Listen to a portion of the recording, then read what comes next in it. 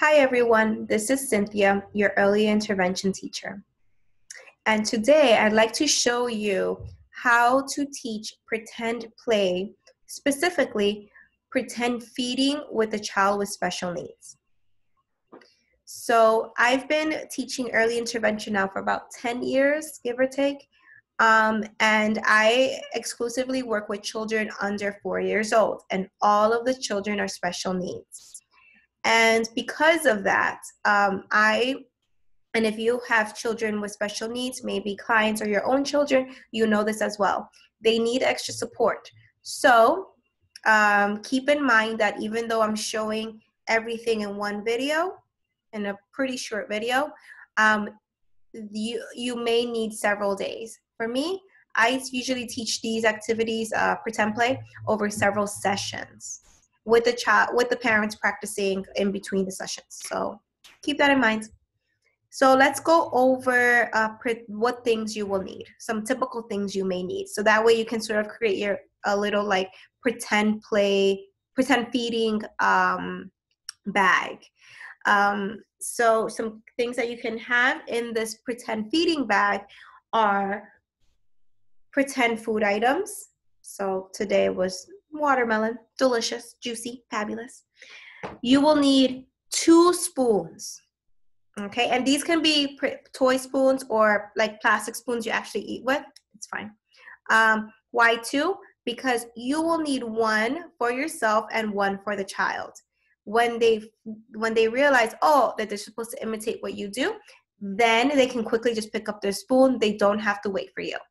So 2 spoons, 2 cups, and the cups don't have to be like these teacups. They can be juice cups. Either one is fine. And if you don't have toy cups like these, you can use plastic ones that you typically use for drinking.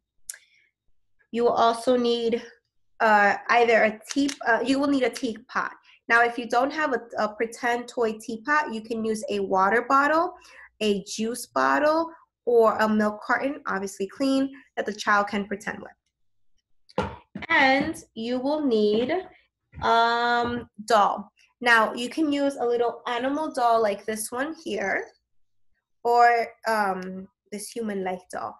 Now use your child's favorite doll. I really recommend it, because if they can do it with their favorite doll, they'll do it then with any basic, well, not basic, but in the child's view, basic, any basic toy that they'll find, or any basic doll that they'll find.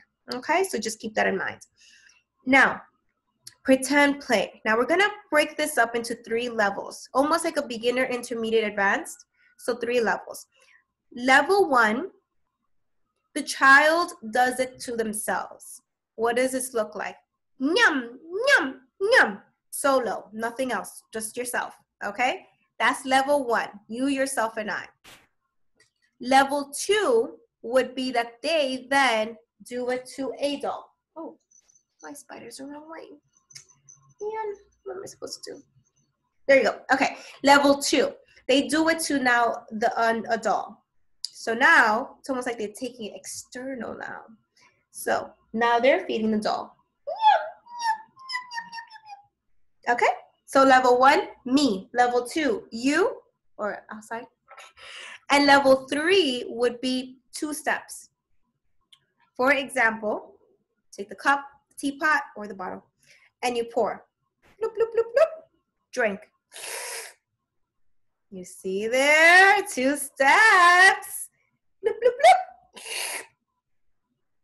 Or, let's say they don't get it. They're not picking it up. Maybe they're not a fan of the teapot or the bottle or whatever.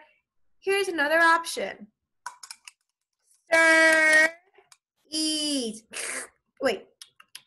Sorry, got confused with my little sounds, but stir, eat, okay?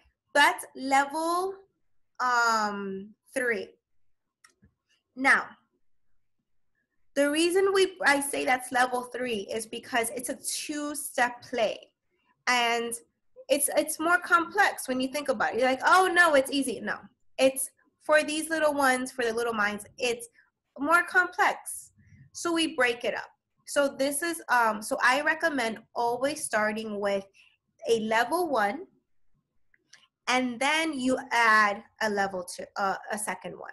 Okay, so once a child masters a level 1, then you move on to level 2 and 3. So let's talk about these levels and different examples of what you can do. You can do eating. So eating can look like, I'm so hungry. Or yum, yum, yum. I'm so hungry. I'm eating watermelon. Yum, yum, yum. Attach sounds to almost everything you do. It will be helpful.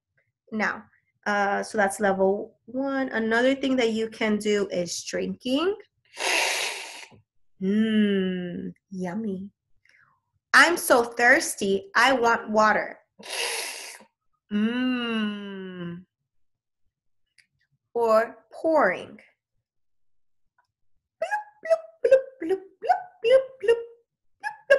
Or you can say pour. But blup blup is more fun, in my opinion. In my opinion, my humble opinion, pour is fun.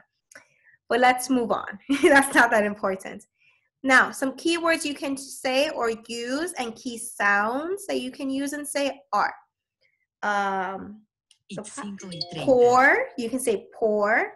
You can say hungry, thirsty, and some key words that you can try to use, some key phrases to give the child a cue that, you know, they can try it too is, do you want to try? Do you want some? Okay. Now, for the doll, you can do the same level 1 activities, but now with the doll, okay?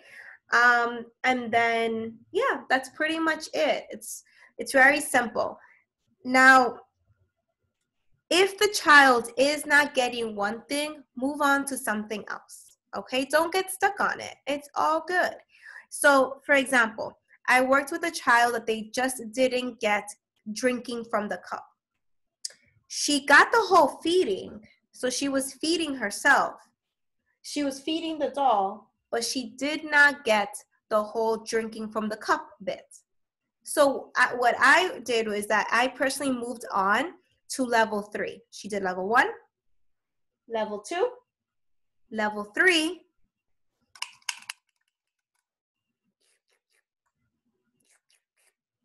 level 3.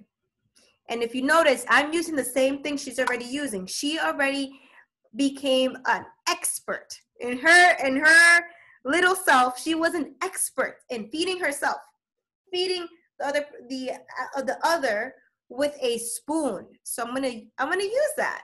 So I use a spoon with the level 3 activity to enhance her knowledge.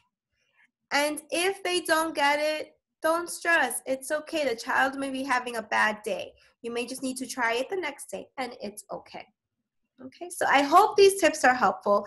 If I think of anything else that might be helpful for all of you who are teaching virtually or in person, whatever it may be, I will post them.